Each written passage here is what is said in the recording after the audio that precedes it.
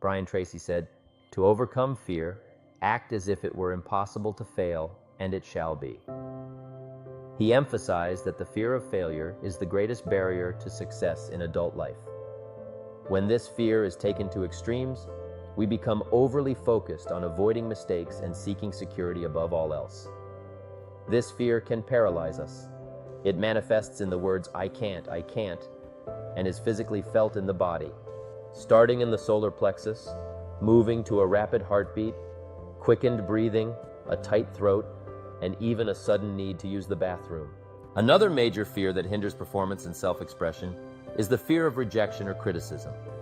This fear often originates from childhood experiences where parental love was conditional on our behavior. If we pleased our parents, we received love and approval. If not, their affection was withdrawn, which we interpreted as rejection. According to psychologists, many adult problems stem from such withheld love during childhood. As adults, those raised with conditional love often become preoccupied with others' opinions.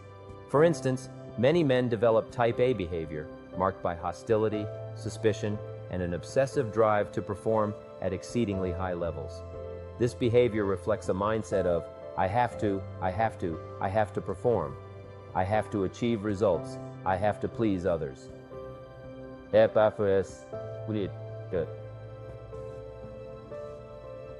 It is often linked to the belief that working harder and achieving more is necessary to satisfy authority figures who resemble surrogate parents.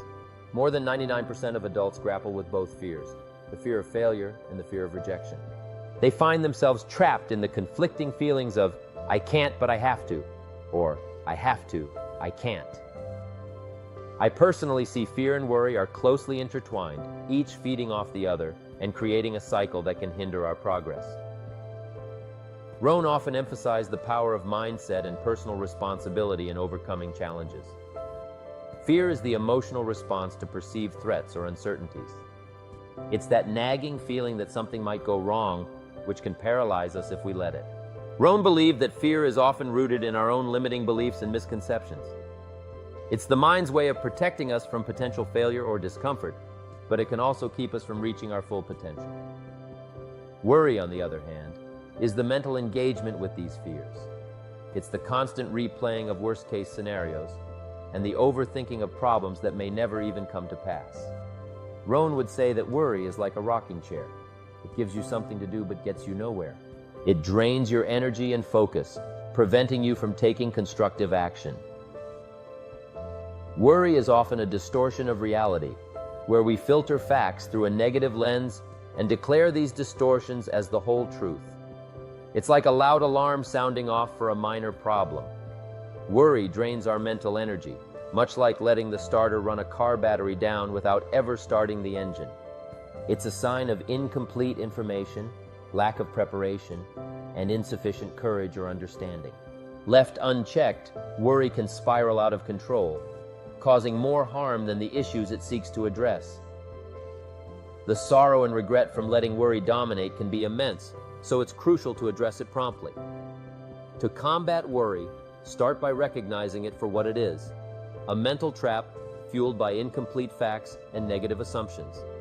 Acknowledge its effects on your life, and then make a decisive choice to overcome it. The first step is to make a conscious decision to free yourself from the grip of worry, transforming it into actionable steps toward understanding and resolving the underlying issues. Why let worry continue to deplete your resources and hold you back? Why allow it to keep you from reaching your full potential, improving your relationships, or achieving better results? Worry is a burden you can eliminate, and it's time to stop letting it rob you of your well-being and success. While it's natural to be concerned about important matters, excessive worry consumes too much of your mental and emotional energy. Life is challenging and full of risks, but undue concern only hinders your progress. For example, planning a trip requires some concern about the car's condition and the route, but obsessing over the possibility of an accident would turn the trip into a nightmare rather than an enjoyable experience. To overcome this, make a firm decision to stop letting worry control your life. Declare that you're done with the negative mental images and false fears. Commit to freeing yourself from the drain worry places on your confidence and resources. Embrace a mindset of confidence and adventure, and refuse to be tricked by undue concern. Stop letting worry drain your energy and hinder your potential. Reflect on all the fears and catastrophic predictions that never came to pass. Most of what you worry about never happens, and it's time to break free from this cycle. Recognize that worry often stems from distorted views and well-meaning advisors who overemphasize negative outcomes. Instead of letting worry control your life, question your fears and assess them against past experiences.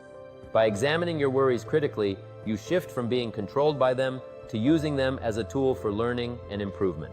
Understand that worry and concern are a natural part of life, just like the changing seasons. Life brings challenges, and while worry may arise, it's essential to manage it effectively. Like handling the winter season, prepare for worry, but don't let it overwhelm you. Use worry as a prompt for constructive action, turning it into a catalyst for confidence and growth. Remember, just as winter follows autumn, challenges will come, but so will opportunities. Embrace this cycle, stay prepared, and leverage both the difficulties and the opportunities they bring to succeed. The real test in life is not just to face opportunities, but to seize them, especially when the inevitable winters come our way. Instead of dreading these tough times, learn to make the most of them. Picture yourself snug by a warm fire, surrounded by good company, feeling secure despite the season. Recognize that winters and nights will pass, and as you grow and progress, you'll handle each challenge more effectively and enjoy every day more fully. Don't let worry trick you into believing the worst. Reflect on past fears and see that most never came to pass. This will help you shift from being controlled by worry to taking action with confidence. Facing the facts of life is not a sign of negativity, it's a step towards strength and growth.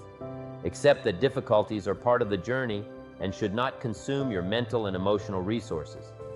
Just like you prepare for winter by planning and gathering supplies, approach your worries with a clear strategy. Balance your understanding of facts with the power of faith. Faith isn't about waiting for perfect conditions. It's about moving forward with conviction, even when you don't have all the answers.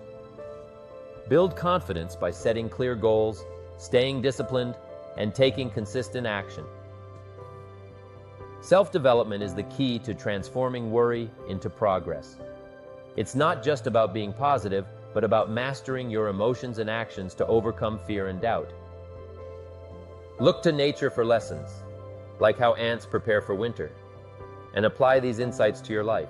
Recognize that both opportunities and challenges will come, and your success depends on how well you prepare and respond. Embrace life's changing seasons with resilience and proactive effort. Use difficulties as chances for growth and let confidence guide you. The greatest obstacle to self-confidence is guilt from not doing your best. Address tasks diligently, set goals, and maintain discipline.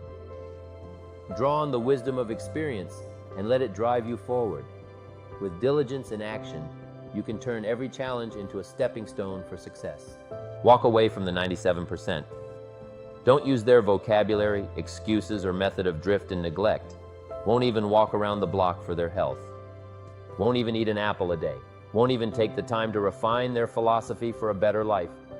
Walk away and join the 3%. Guess how many people can retire from the income of their own personal resources when it comes time to retire? Answer, 5%. In America, 5% of the people are independent. 95% are dependent. Take charge of your own retirement. You can multiply it at least by 5. Let the government take care of it. Some company take care of it. You got to divide by 5. I'm asking you to take charge of your own retirement. Take charge of your own life. It happens to be one of the titles of my own cassette program, Take Charge of Your Own Life. That's what we've talked about here all morning. Take charge of your own day. Don't have days like most people have. You'll wind up broke and poor. Pennies, no treasures, trinkets, no values. Change it all. And it starts as simple as an apple a day. It starts as simple as the first book of your new library. It starts as simple as the first journal that you get and make the first entry, that when people see it will say, this is the beginning of a study of a serious student. They're going to be healthy. They're going to be powerful. They're going to be rich. They're going to have it all. Look, they've committed themselves to a whole new journey. I'm asking you to do that. But what's easy to do is what's easy not to do. Walk away from the 90%, walk away from the 97%, walk away from the 95%. Don't go where they go. Don't do what they do. Don't talk like they talk. Develop your own whole new language. I'm asking you not to hope they're going to fix this out here next year so that you'll be healthier. I'm asking you to pick up some new disciplines so that you will be healthier. Drive yourself to do it book by book, entry by entry. It's all available for you. Success is something you attract by the person you become. It's not about pursuing or chasing success. Rather, it's about developing yourself and attracting success through your growth. Success is essentially a numbers game, and it's crucial to evaluate your own progress. For instance, how many books have you read in the past 90 days? To transform your life, you need to become cultured, powerful, sophisticated, healthy, and influential. Consider how committed you are to leveraging available resources to turn them into valuable assets. In this unprecedented era, unlike any in the past 6,500 years, it's vital to design your own happiness. Happiness isn't something to be postponed or left to chance. It's something you create. It requires study, practice, and dedication. Happiness is an art form, not an accident, and anyone can study and practice it. Culture and sophistication are within reach for everyone. For example, a book on sophistication might cost £40, not £4,000. In America, everything is accessible if you're committed to learning and growing. Culture and sophistication are not about financial status. They are achieved through study and practice. Money alone doesn't make you sophisticated or cultured. I've seen wealthy individuals who are not sophisticated at all. Money does not necessarily equate to refinement. If you want to be wealthy, you must study wealth. Develop a powerful financial plan that guides you to your goals. If you're stuck like I was at age 25, make a personal commitment today to study and change.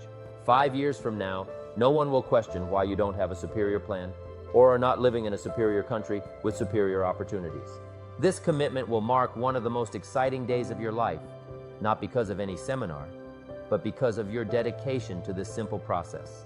Success avoids incompetent individuals. Winning the lottery, for example, can lead to disaster if one lacks personal development to manage it effectively. The key is to grow continually, whether faced with success or failure.